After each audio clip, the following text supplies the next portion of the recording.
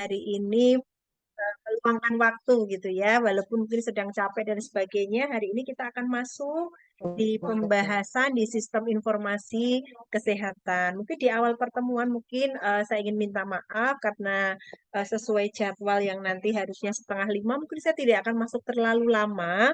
Insya Allah 1 jam sudah selesai. Kita akan membahas terkait dengan telehealth dan juga telenursing. Gitu, nggih. Bapak Ibu tidak berkeberatan nggih kalau nanti kita selesainya waktunya adalah tidak sampai jam 4:30. Nggih, kita mulai mawon. Atau mungkin harus sampai 4:30. Nggak harus, Bu. Biasanya kalau saya jadi mahasiswa gitu Pak, rada seneng kalau masuknya tidak terlalu panjang. Ini sudah terlihat teman-teman, Bapak Ibu, untuk PPT-nya sudah kelihatan? Nah, Sudah udah, nggih. Bu. Oke, hari ini sesuai dengan di RPS, hari ini kita akan belajar bersama gitu ya mengenai telehealth dan telenursing. Dalam setiap pembelajaran pasti saya mengatakannya adalah kita belajar bersama, saya dan jenengan sama-sama mari kita mencari informasi karena bisa jadi Bapak Ibu lebih berpengalaman kaitannya ini adalah di telehealth dan juga telenursing. Oke, bentar. Ini kok nggak bisa. Saya nggak bisa slide ininya nggak bisa ya. Oke. Oke. Seperti kita tahu nggih Bapak Ibu-ibu mungkin pandemi kemarin gitu ya. Pada saat terjadinya pandemi COVID-19 tahun 2019 sampai dengan kemarin tahun 2023 pasti memberikan beberapa dampak baik ini dampak positif dan juga dampak negatif gitu ya. Yang kita rasakan tentu saja terkait dengan COVID-19 kemarin bahwa tentu efeknya akan sangat besar sekali. Akan tetapi ternyata dengan adanya COVID itu memberikan sebuah inovasi kaitannya adalah di bidang teknologi terkait dengan telehealth gitu ya. Mungkin Bapak Ibu yang bekerja di rumah sakit gitu ya, kemarin ketika ada pasien yang tidak terlalu parah gitu ya, karena di rumah sakit ini sedang memang banyak sekali pasien dengan COVID, mungkin jika tidak darurat tidak diminta ke rumah sakit, tetapi tetap di rumah dengan pengawasan perawat ataupun dokter dari rumah sakit. Nah, itu yang kita kenal dengan istilahnya adalah telehealth gitu ya. Jadi yang dinamakan telehealth ini namanya tele dan health berarti masih di bidang kesehatan, berarti pelayanan kesehatan yang dilakukan boleh oleh dokter ataupun tenaga kesehatan lain dengan menggunakan informasi dan juga komunikasi untuk melakukan kegiatan pelayanannya dari diagnosis, kemudian curing atau mengobati dan juga mengevaluasi kondisi kesehatan pasien sesuai dengan kompetensi dan kewenangannya. Jadi telehealth ini sebenarnya adalah sebuah ruang besar. Di dalamnya bisa dia telenursing gitu ya, bisa dia teleradiologi dan sebagainya. Nah, model perawatan yang menggunakan telehealth ini dapat digunakan sebagai sistem komunikasi, tetapi memang dalam pelaksanaannya ini membutuhkan beberapa sarana dan prasarana. Sebagai contoh, di sini adalah ada internet, jelas, kemudian jaringan nirkabel, ada komputer, handphone seluler, dan juga satelit. Biasanya telehealth ini menggunakan bisa portal berbasis web dan juga email serta penggunaan ponsel ataupun tablet yang ada kameranya, serta adanya platform audio video berbasis cloud agar memberikan komunikasi yang lancar. Jadi setiap bentuk pelayanan kesehatan yang kita menggunakan sarpras tadi bisa kita katakan adalah telehealth atau ada yang menyebutnya juga adalah telemedicine. Nah, ini ternyata telehealth ini lumayan mendapatkan apa ya respon positif dari masyarakat gitu ya. Karena ternyata dengan adanya telehealth ini menawarkan kesempatan ini untuk memantau gejala dan parameter penting tergantung dari diagnosa yang dialami pasien ini tetapi pasiennya tetap di rumah.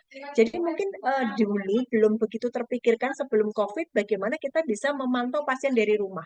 Tapi ternyata dengan adanya COVID, salah satu dampak positifnya telehealth ini semakin terlihat manfaatnya.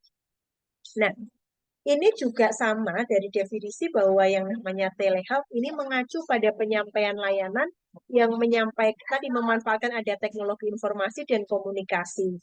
Nah, ini dengan adanya telehealth salah satu keuntungan yang didapatkan oleh tenaga kesehatan ataupun pasien adalah bisa melakukan perawatan jarak jauh dan juga memberikan informasi yang dapat diakses dengan cepat melalui teknologi. Nah, ini yang kita sebut telehealth atau telemedicine. Jadi kalau kita berbicara telehealth, ya sama dengan telemedicine, dan telenursing ini merupakan bagian dari telehealth ini.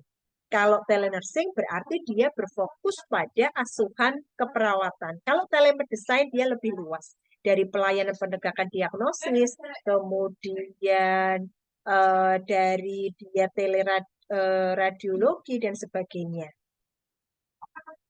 Nah, mungkin teman-teman sudah banyak gitu ya, mungkin ada yang mau share kira-kira di rumah sakitnya, itu sudah ada yang menggunakan telehealth belum kira-kira yang bekerja di rumah sakit atau puskesmas atau di Bapelkes, apakah ada yang sudah menggunakan telehealth?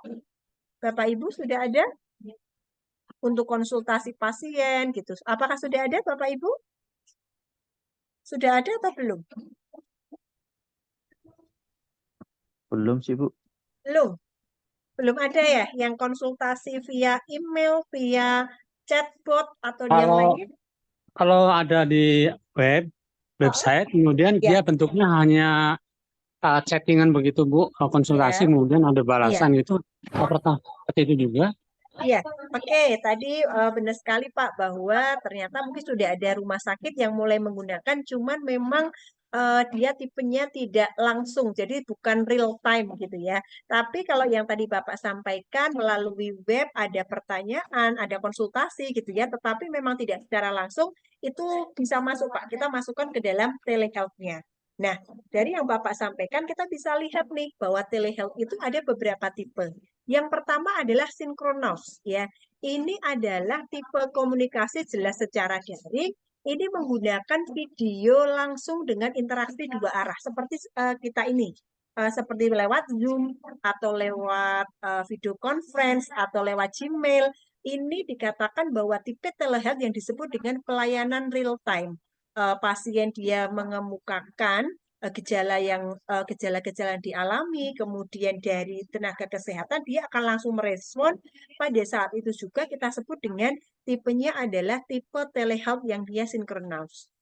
Nah, dikatakan bahwa tipe ini dia adalah sebagai pengganti pelayanan langsung, tetapi kelemahannya atau tantangannya ini membutuhkan bandwidth tinggi dari internet. Jadi mungkin akan terkendala ketika kita melayani pasien-pasien yang dia fasilitas internetnya tidak bagus. Nah, tadi dikatakan oleh teman-teman tadi, Pak siapa tadi saya kok nggak lihat karena saya buka di share screen, ya.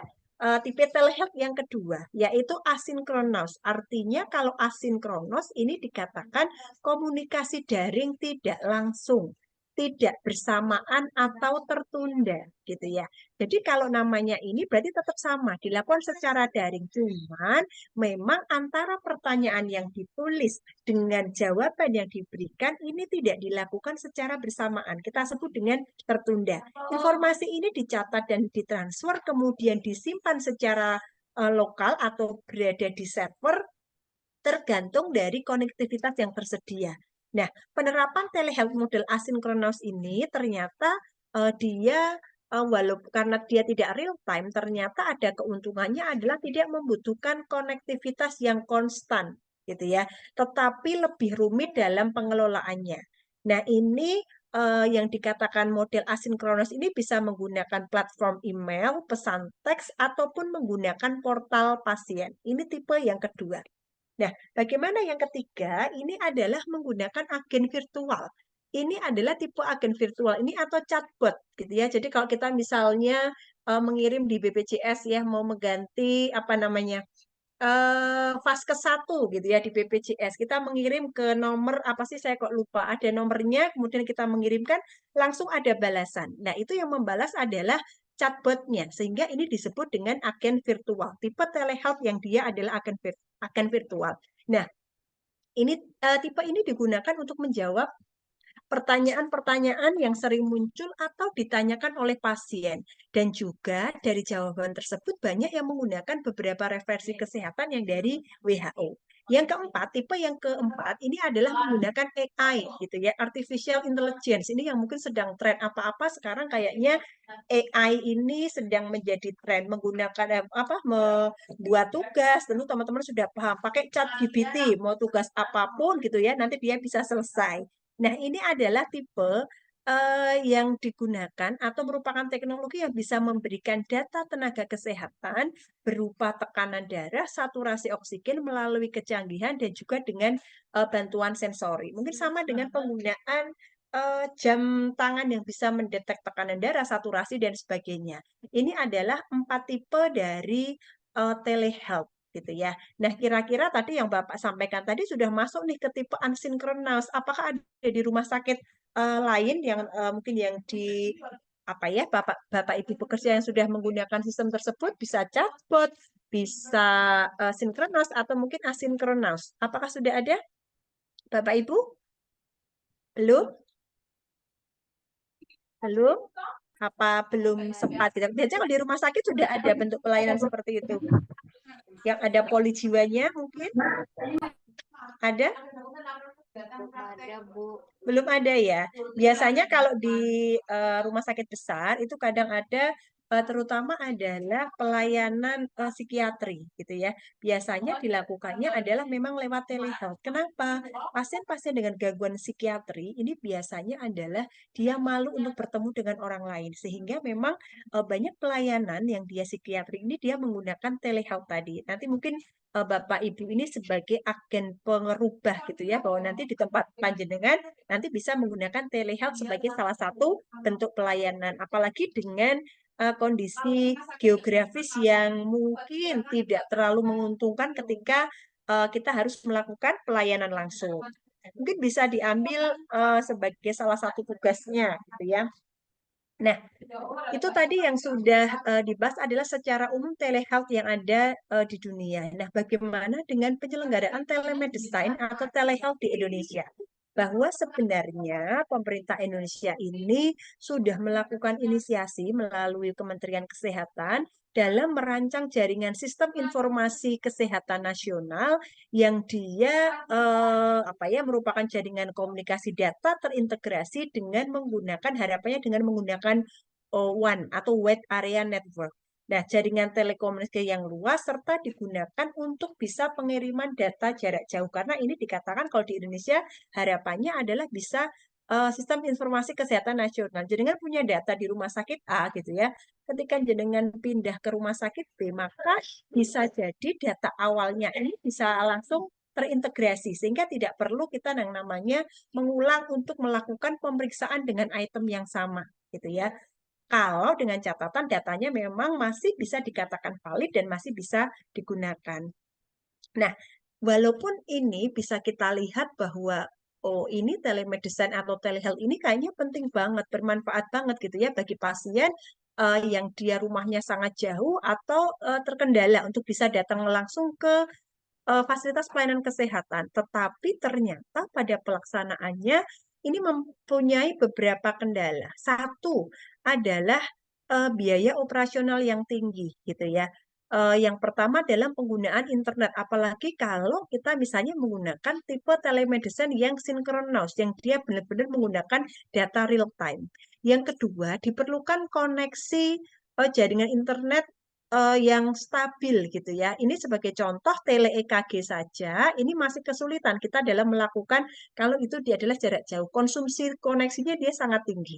Yang ketiga, bandwidth yang ada di Indonesia ini tidak mendukung terciptanya telekomunikasi yang dibutuhkan karena kualitasnya ini dikatakan belum terlalu baik ya. Serta yang ini perlu digarisbawahi bahwa memang mungkin telemedicine ini belum menjadi salah satu alternatif pelayanan kesehatan sehingga dana untuk pengembangan sistem informasi kesehatan ini menjadi terbatas. Selain itu juga dilihat dari data geografinya, mungkin kemungkinan adalah sumber daya manusianya gitu ya. Kalau di perkotaan mungkin nggak masalah gitu ya, kita pakai handphone, kita pakai laptop, tablet dan sebagainya. Tetapi yang perlu diingat adalah bagaimana dengan masyarakat pedesaan yang memang secara apa ya belum banyak terpapar dengan teknologi. Sebagai contoh saja, jangankan untuk melakukan konsultasi via online. Mungkin Bapak Ibu yang di rumah sakit yang sudah pendaftaran online saja, gitu ya, pendaftarannya itu saja seringkali mengalami kesulitan hanya untuk mendaftar secara online, belum untuk melakukan konsultasi secara online. Jadi itu bisa dilihat bahwa memang kendala sampai saat ini, kendala telemedicine ini sangat beragam. Mbak minta tanda tangan ya.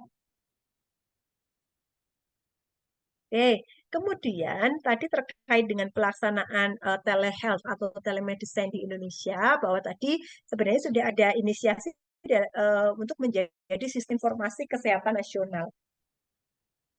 Secara regulasi bahwa telemedicine di Undang-Undang Nomor 36 Tahun 2009 tentang kesehatan, bahwa untuk menyelenggarakan upaya kesehatan yang efektif dan efisien, ini diperlukan informasi kesehatan melalui sistem informasi demi memberi kemudahan untuk memperoleh akses informasi kesehatan. Ini adalah regulasi yang pertama, Undang-Undang Nomor 36 Tahun 2009 Pasal 168 sampai dengan 169.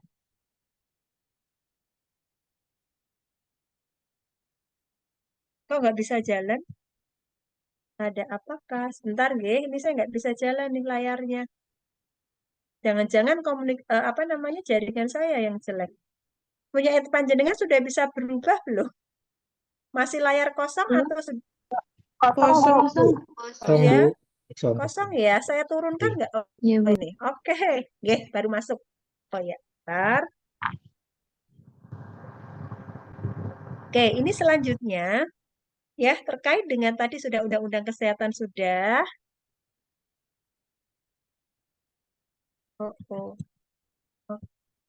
Oke, ini tadi sudah, ini sudah regulasi. Bentar.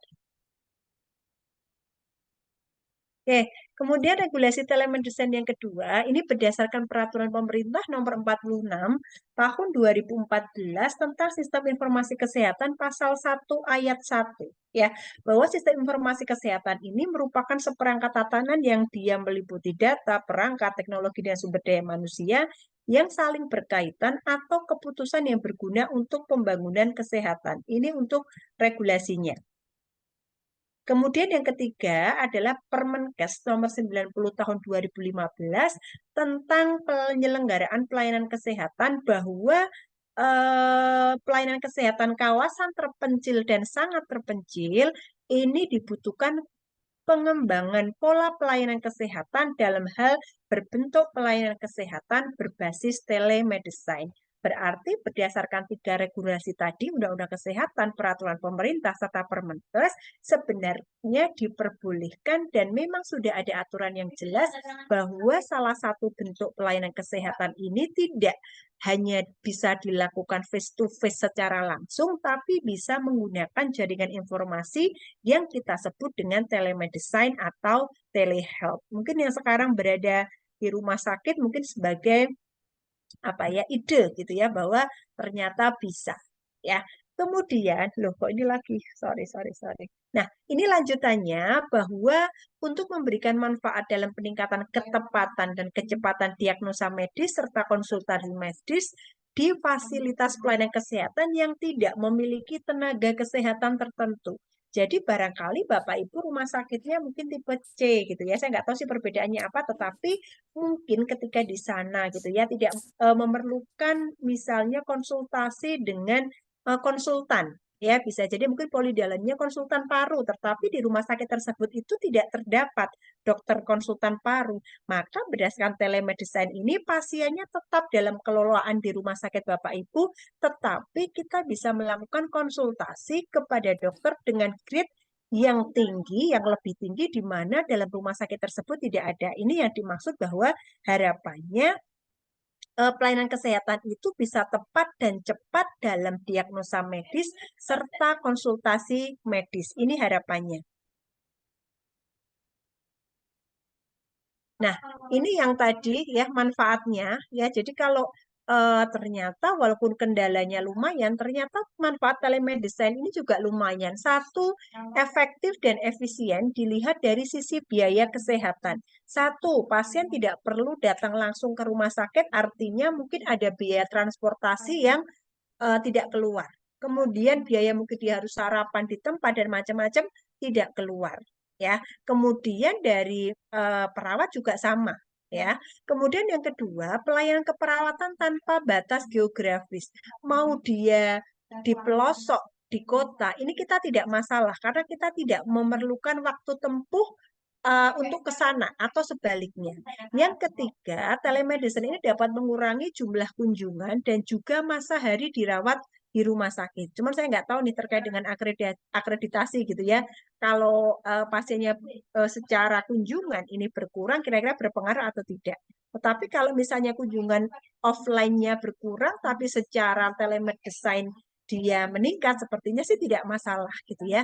Kemudian yang keempat, dapat meningkatkan pelayanan untuk pasien kronis yang tanpa memerlukan biaya dengan meningkatkan pemanfaatan teknologi. Ini kan kalau pada pasien kronis misalnya hanya kontrol saja, ya pasien dengan hipertensi misalnya, dia harus hanya kontrol saja, obat-obat yang didapatkannya saja juga masih sama, ya mungkin lebih efektif kalau dia hanya melalui telemedicine. Oh, berarti dia akan hemat waktu dan juga hemat biaya. Kemudian ini bisa digunakan sebagai bidang pendidikan keperawatan berbasis informatika kesehatan. Ini Bapak Ibu yang besok mungkin akan naik jabatannya gitu ya, bisa di tempat strategis, bisa menggunakan ini sebagai salah satu produk gitu ya untuk meningkatkan pelayanan kesehatan di tempat Bapak Ibu bekerja. Nah, sekarang kita masuk nih di konsep di telenursing ya. Yang pertama ada tipe-tipe telenursing, yang kedua metodenya, dan yang ketiga adalah aplikasi dari telenursing tersebut. Nah, secara umum ya tipe telenursing selain tadi yang tadi telehealth ada 4 tadi, khusus untuk telenursing ini ada 2. Yang pertama adalah remote monitoring ya. Jadi di sini perawat ini akan memonitor pasien secara langsung dari rumahnya. Ya, ini memang yang sudah menggunakan memang ini di luar negeri ya, karena memang SDM manusianya dari pasien itu dia tinggi, kemudian untuk memenuhi perangkatnya juga ada.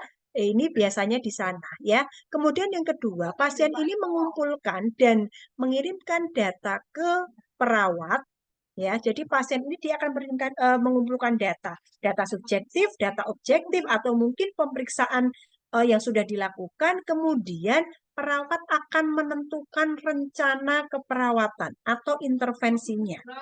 Yang ketiga, ini biasanya remote monitoring tipe dari telenursing ini digunakan untuk menangani pasien-pasien dengan penyakit kronis. Sebagai contoh, penyakit jantung, diabetes, asma, dan sebagainya. Artinya, biasanya kan pada pasien-pasien dengan penyakit kronis tersebut kan kondisinya dia stabil. Selama dia pengobatannya oke, anjurannya dilakukan, sehingga ini bisa digunakan.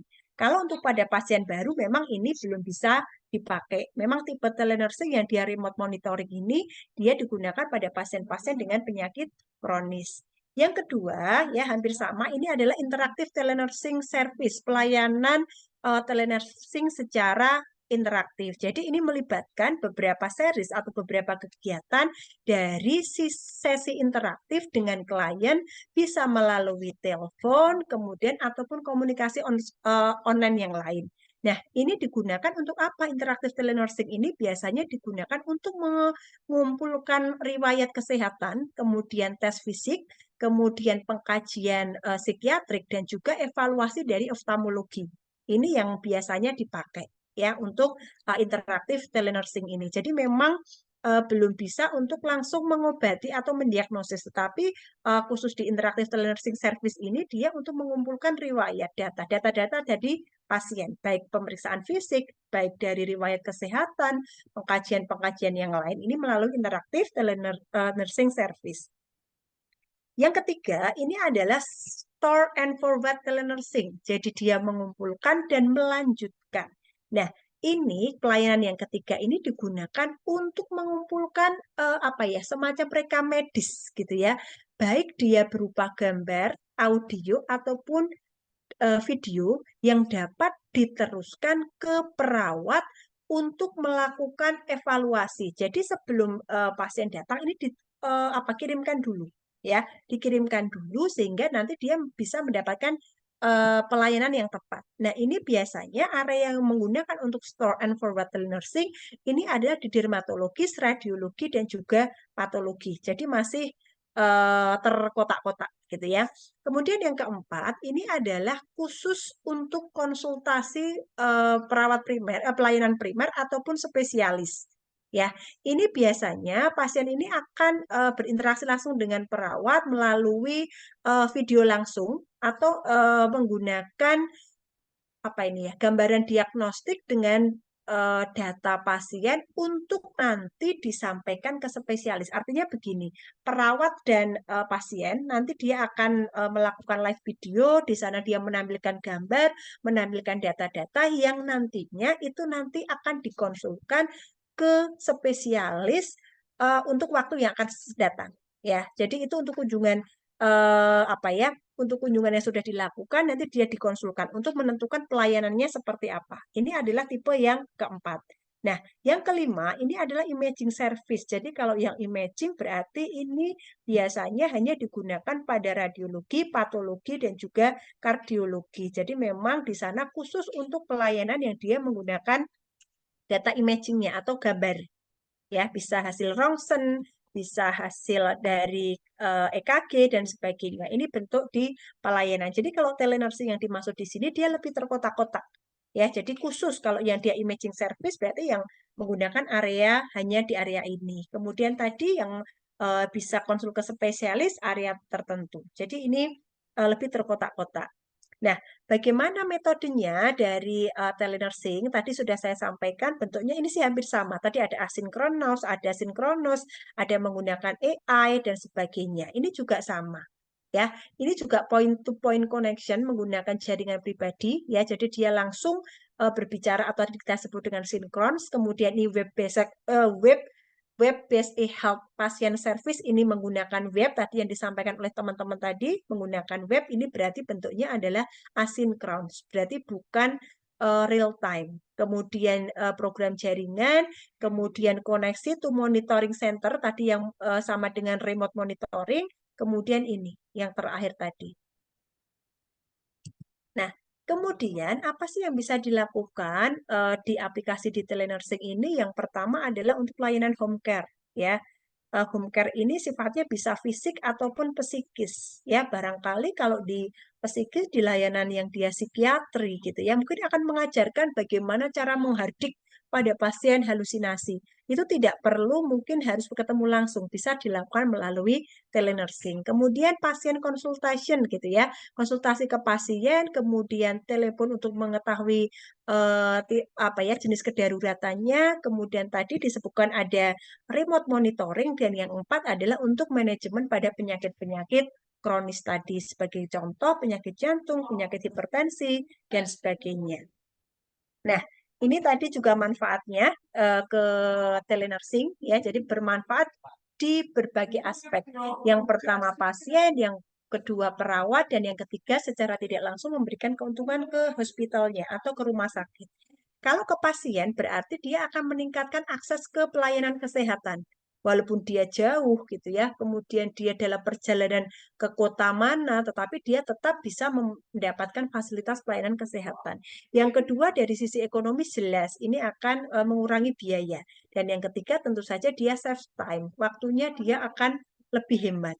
Nah, dari keuntungan di perawat juga sama, satu menghemat waktu, kemudian yang kedua dia lebih efisien untuk melihat kondisi pasien ya.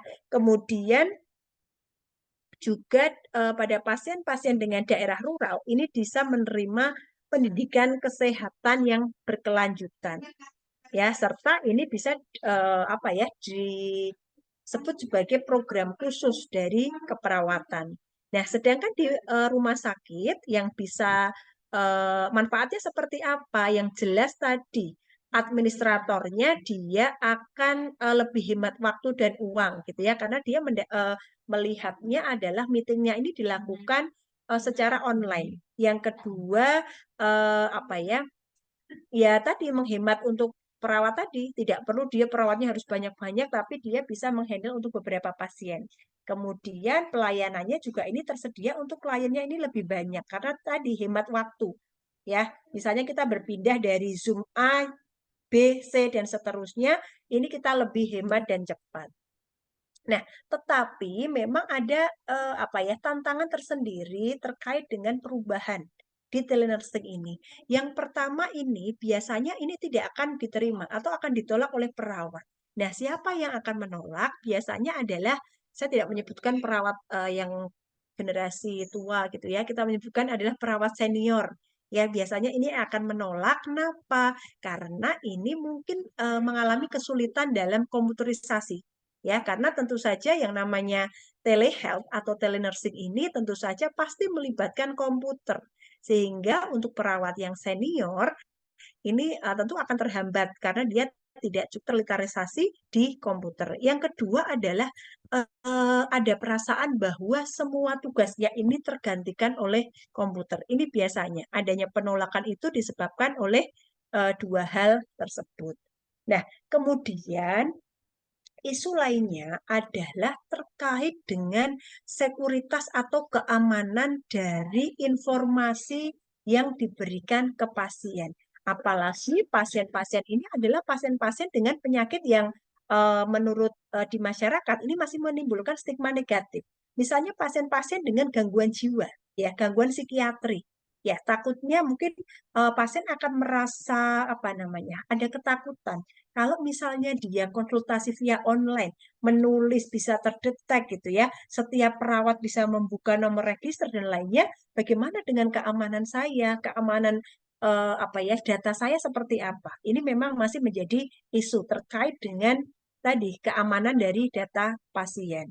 Ya, kemudian yang kedua adalah isunya terkait dengan pembiayaan. Ya, ini contoh adalah biaya-biaya terkait dengan tadi biaya yang digunakan untuk mentransfer video, audio, kemudian file. Ini juga perlu dipertimbangkan. Nah, sampai sini ada yang dipertanyakan, Bapak Ibu, ada yang mau disampaikan? Bapak Ibu ada yang mau disampaikan? Atau sudah cukup jelas? Cukup jelas? Cukup, kita lanjut ya. Enggak. Ya, ini kayaknya slide terakhir mungkin ya. Nah, sekarang bagaimana isu etik dan juga isu legal di bidang telenursing gitu ya? Karena tadi mungkin ada anggapan, oh terkait dengan kerahasiaan bagaimana gitu ya. Yang pertama adalah dilihat isu etik dan legalnya adalah ini sebenarnya melibatkan personil yang bukan klinis, artinya di luar pemberi pelayanan kesehatan. Sebagai contoh adalah mungkin karena kita berbicara di sistem, berarti kan kaitannya mungkin ada hacker gitu ya, mungkin ada kriminal cyber kriminal gitu ya.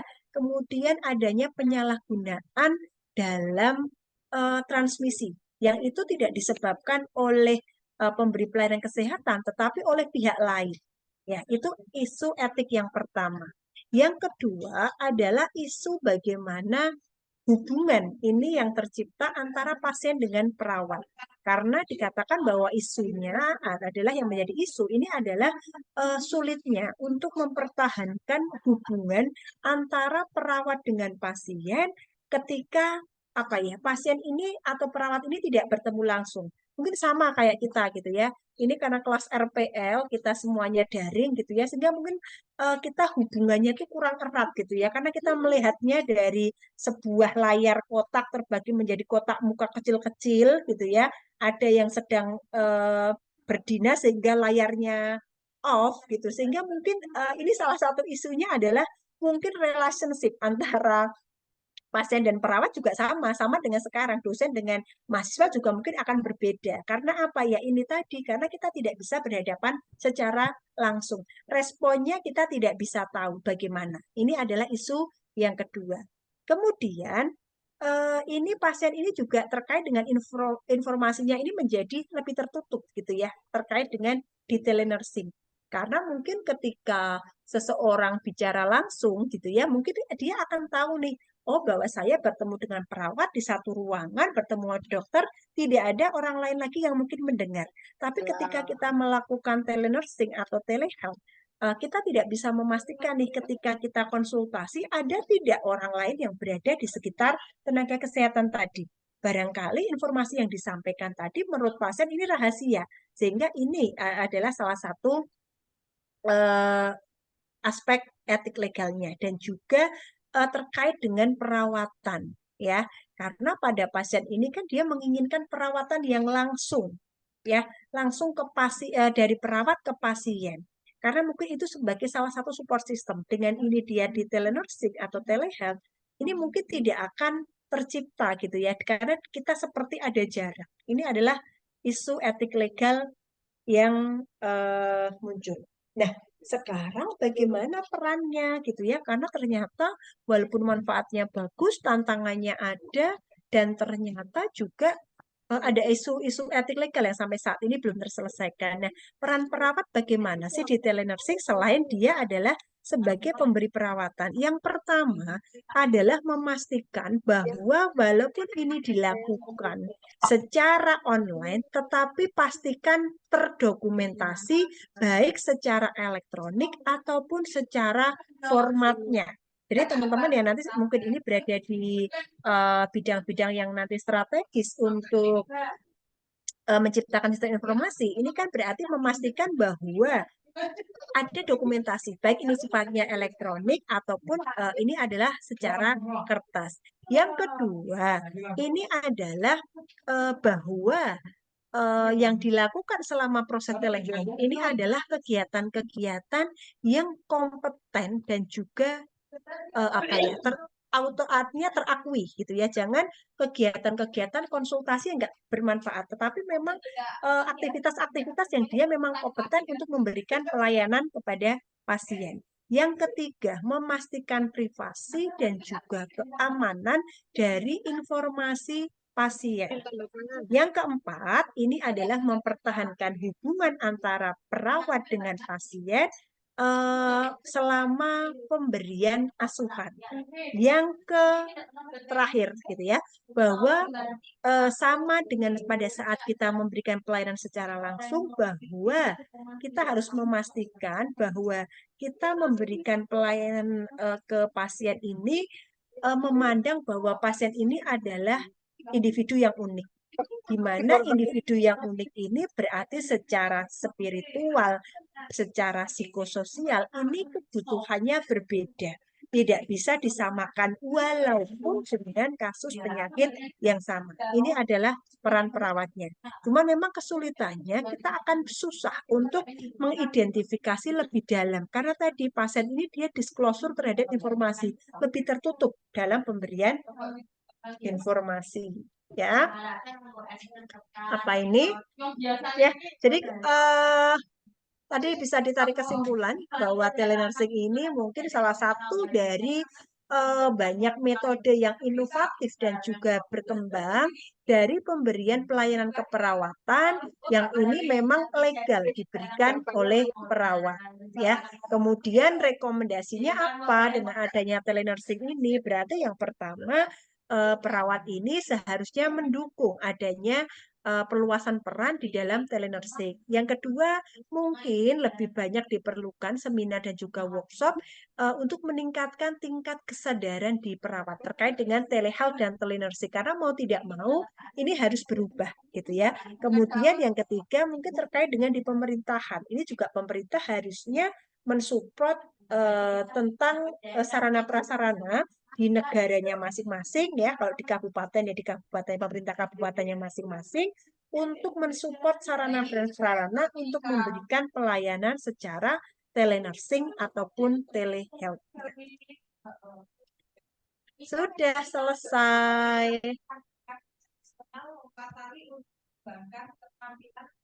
Ya. Bagaimana Bapak Ibu? Ini saya disambi ada yang OTW, ada yang masih bekerja dan sebagainya. Sampai sini ada yang mau kita diskusikan? Ada yang mau Ya, Bu. berespon? Ya, Bu. Ya, Pak Sahrir. Ya, Pak Sahrir yang di OK ya biasanya ya? enggak, saya di Oh, udah ya? Ya, J, pripun Pak Sahrir? Pripun? J. tadi yang model point to point ataupun synchronize tadi kan berarti kan dia langsung pakai Iya, private iya, network namanya. iya. Berarti ada yang standby untuk siap menerima telepon begitu Ya, ataupun video call. J, terima kasih Pak Sahrir. Jadi ini terkait dengan tipe telehealth tadi ya, bisa telehealth atau telenursing yang kayaknya tadi adalah synchronize atau tadi real time gitu ya. Jadi kalau berdasarkan definisi di sana, karena ini real time, memang akan ada orang yang secara langsung berespon ya. Bisa jadi itu berdasarkan janjian dulu, misalnya jam buka praktik telehealth atau telenursing jam misalnya 10 sampai dengan jam 12 ya, otomatis pada jam tersebut mau tidak mau memang ada yang standby. Ya sama kayak di poli gitu ya Pak, kalau biasanya yang datang itu adalah kita memberi pelayanan langsung, kalau di telehealth ini kita juga standby, cuman memang di dunia maya. Jadi benar sekali Pak, harus ada yang standby langsung. Bisa, alhamdulillah. Tapi Ibu berarti dari segi bisnis pihak rumah sakit mungkin rugi ya Bu, kan nggak ada jasa kunjungan begitu. Iya, makanya tadi apa ya? Kalau dari segi pasien, jelas dia akan teruntungkan gitu ya dari waktu, biaya, dan sebagainya. Cuma tadi yang saya sampaikan, kira-kira ini berpengaruh nggak ke rumah sakit kaitannya dengan jumlah kunjungannya yang offline dia berkurang. Tetapi kalau kita lihat, ini kan bisa di salah satu bentuk pelayanan telenursing atau telehealth, sebenarnya dia tetap masuk di jam kunjungan. Asalkan tadi dokumentasi baik dia secara elektronik ataupun secara base paper atau berdasarkan kertas tadi dia tersedia sebenarnya tidak masalah Pak sebagai bukti kunjungan pasien. Kalau memang di rumah sakit tertentu sudah tercatat bahwa ini kita menggunakan telehealth ataupun telenursing. Jadi sebenarnya tidak masalah, hanya alihnya saja. Sama dengan kita pembelajaran daring seperti ini. Artinya kan juga mungkin di institusi juga tidak rugi gitu ya. Artinya tetap ada mahasiswa, tetap ada biaya SPP dan sebagainya. Hanya pelayanan saja yang tidak kita ketemu langsung. Mungkin sama Pak. Gitu. Kita nggak Pak Sarir nggih. Iya, Bu. Terima kasih Bu. Nggih. Yang lain ada yang memberi saran, boleh masukan? Nggih. Itu kalau nggak pede kalau ditanya Bu, saya juga belum ini. Kita belajar bersama ya. Semoga saya bisa menjawab ya Bu. Bu, izin bertanya, Iya. apakah ada strategi yang digunakan telenursing Bu untuk membangun hubungan yang kuat antara pasien dengan perawat? Karena kan kalau atau telepon itu kan waktu terbatas Bu. Iya, oke, ada strateginya nggak? Mungkin kita lihat strategi nanti, mungkin kita kembali ke tadi ya Bu, tipe-tipe dari telehealth atau telenursing gitu ya. Sebenarnya yang paling bagus adalah yang tipe sinkronus, artinya bisa face to face lewat dunia maya, kemudian data yang disampaikan pada saat itu, responnya pada saat itu juga. Tetapi mungkin itu kan banyak kendala ya Pak. Satu, yang pertama dari sumber daya medisnya. Harus ada orang yang standby untuk ada pasien, kita melayani dan sebagainya. Sehingga kemudian yang kedua adalah jaringan yang diperlukan itu dia lebih tinggi. Ya, sama kayak kita nge-zoom, kalau mukanya on semua, mungkin ini akan lebih berat bandwidth-nya daripada kalau kita off-kan untuk kameranya gitu ya. Artinya strategi yang bisa digunakan kalau memang masih menggunakan telemedicine atau telehealth, bisa menggunakan alternatif yang tadi 2 ataupun 3. Jadi bisa ya asinkronus, dia bisa lewat web. Jadi mungkin ada web rumah sakit, ada konsultasi. Nah, menjawabnya itu kan bisa nanti, tidak langsung saat itu juga.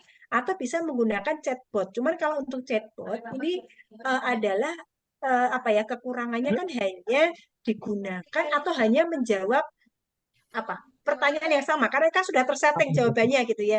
Artinya mungkin tidak akan spesifik sesuai dengan keinginan pasien. Jadi strategi yang bisa digunakan ya kalau sesuai dengan keinginan pasien, masalahnya yang dia harus beda-beda, mungkin dengan keterbatasan sumber daya dan lain-lain bisa menggunakan tipe yang kedua yaitu tipe yang asinkronus. Jadi tetap jawabannya spesifik ke pasien, hanya saja tidak real time. Barangkali perawat juga mungkin harus membaca dulu nih atau medis harus membaca dulu ini referensinya apa ya yang harus dilakukan pada pasien dengan keluhan seperti ini apa. Mungkin seperti kalau kita lihat Halodoc gitu ya, itu menggunakan yang tipe asinkronus. Nggih. Gitu nggih, Bu? Bu, Nggih. Iya, Bapak. Pak, iya, Pak John. saya pikir kan itu kalau pakai telehealth itu saya rasa ada sedikit kemajuan memang, tapi ada sedikit kekurangan kalau kita mengadakan seperti telekonferensi atau virtual itu, misalnya dalam pemeriksaan fisik kita kekurangan data itu aja, Bu. Betul, ya. Memang betul, memang Pak, betul sekali. Jadi memang ada kelemahannya kita dalam mendapatkan data itu kan pasti mungkin kurang akurat karena perlu pemeriksaan fisik head to toe. Makanya memang tadi disampaikan bahwa yang saat ini sudah banyak dilakukan adalah pada pasien-pasien penyakit kronis yang dia memang secara data awal itu kan pasti di rumah sakit sudah ada. Dia datang ya hanya untuk kontrol nih, gitu ya. Mungkin nanti kita akan lihat nih tekanan darah dan sebagainya, gitu ya. Mungkin saja untuk pasien-pasien yang tadi hipertensi, Pak, kan biasanya pasien hipertensi ke rumah sakit hanya ketemu dengan dokternya ditanya obatnya bagaimana Pak, habis apa enggak, gitu ya. Nah itu mungkin bisa digunakan. Makanya tadi disampaikan bahwa ini tuh masih banyak digunakan adalah pada pasien-pasien dengan penyakit kronis. Jadi untuk dia sudah dapat pengobatan nih, kemudian dia kontrol gitu ya, itu mungkin bisa. Tetapi harapannya ini suatu saat gitu ya Pak, memang tadi mungkin dia bisa melakukan pemeriksaan fisik di tenaga medis sekitar gitu ya. Jadi nanti dia sudah mendapatkan nih tekanan darah berapa, mungkin gula darah berapa, kemudian rongsen di rumah sakit di klinik terdekat ya Pak, biasanya kan ada gitu ya. Kemudian dari pasien dia akan mengirimkan data tersebut ke fasilitas pelayanan kesehatan, misal saja rumah sakit yang ada telehealth-nya. Nah dari situ perawat atau tenaga medis dia akan menganalisa nih, oh dia tekanan darahnya sekian, hasil labnya seperti ini, laboratoriumnya seperti ini, sehingga ini nih kita punya rencana tindakannya seperti ini. Jadi memang ini telehealth ini tidak bisa menggantikan temu langsung memang. Ya Pak, karena kalau dia misalnya harus ada pemeriksaan lanjutan kan tetap tidak bisa. Tetapi memang dimungkinkan pada pasien-pasien dengan dia kronis yang dia hanya kontrol ini masih bisa digunakan. Atau mungkin pada saat pandemi COVID kemarin Pak, kalau penyakitnya nggak parah banget, nggak usah ke rumah sakit, cukup konsultasinya adalah via online. Nah, ini mungkin bisa digunakan gitu. Memang benar tidak bisa menggantikan karena ada hal-hal yang tidak bisa kita dapatkan walaupun dengan teknologi. Betul Pak, setuju? Terima kasih Pak John. Terima kasih Bu. Yang lain Bapak Ibu adakah? Mana nih? Oke, ini ada pertanyaan bagus nih ya.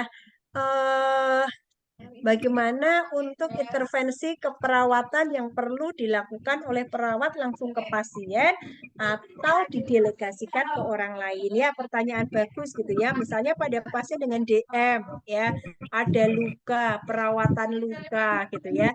Mungkin benar, ini tidak selalu rencana atau tindakan yang kita anjurkan ke pasien ini dilakukan mandiri oleh perawat.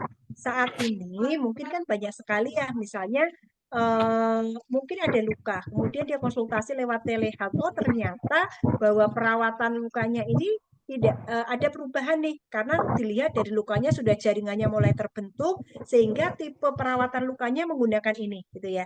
Nah, kita yakin bahwa tidak semua pasien itu mampu untuk melakukan tersebut, sehingga bisa didelegasikan ke tenaga kesehatan terdekat gitu ya, tetapi dengan bersumber dari informasi yang didapatkan pada saat telehealth. Sebenarnya sih untuk hal tersebut misalnya ya, injeksi, perawatan luka ini agak susah Ya, yang bisa dilakukan lewat telehealth ini yang paling banyak adalah terkait dengan edukasi mengenai pencegahan. Ya, tapi kalau sifatnya dia ada perawatan luka, kemudian mungkin ada injeksi, mungkin itu tidak bisa dilakukan sendiri oleh perawat. Bisa ke delegasi, cuman di peraturannya saya belum melihat secara konkret delegasi itu diperbolehkan atau tidak oleh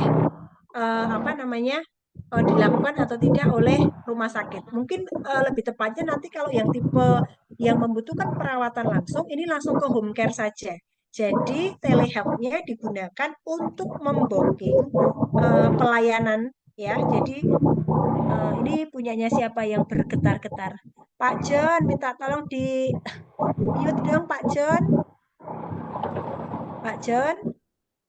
Oh, Pak John suaranya kayaknya masuk gitu ya. Jadi tipe-tipe yang seperti itu tadi ya, yang membutuhkan pelayanan misalnya perawatan luka, ini bisa kita mungkin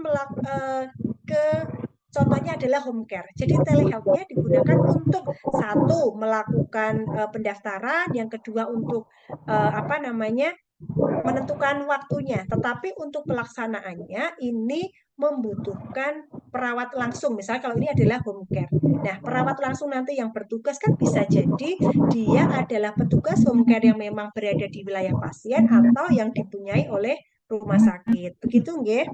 Pak John, suaranya di aja bergerak-gerak nih kayaknya Pak John ini naik apa ini? Oke, kayaknya Pak Pulang John kerja kayaknya Bu, naik motor itu Bu. Iya, mau tak ini kan gimana ya caranya ya? Mau tak mute kan sebentar, di mana ya? Saya nggak host ya, saya sebagai apa ini? Hostnya minta tolong di mute aja Pak John, coba. Atau mungkin ini ya sesuai janji gitu ya. Karena saya bukan host, saya nggak bisa memute. Siapa yang telepon Pak John ini kayaknya? Hostnya siapa? Oke, hostnya minta tolong sama-sama Pak. Oke, sama-sama Pak Domingos. Oke, nanti hostnya mungkin bisa di mute ya karena saya bukan host jadi saya nggak bisa memute. Oke, teman-teman, ada lagi yang mau berespon atau cukup? Sesuai janji saya nggak usah berlama-lama gitu ya. Kita belajarnya cepat, tepat, ya serius, tapi kita tidak terlalu terlalu strict. Yang penting yang saya sampaikan, teman-teman saya kira pasti paham gitu ya, karena ini sudah kita lakukan banyak kemarin pada saat pandemi COVID, hanya kita sekarang yang lebih tertata saja untuk di telehealth ataupun di telenursing. Ya, oke, ada yang mau berespon, Bapak Ibu, atau cukup? Cukup? Cukup ya? Oke, kalau cukup, saya lupa belum baca RPS lagi. Selanjutnya yang masuk siapa, kemudian materinya saya juga lupa.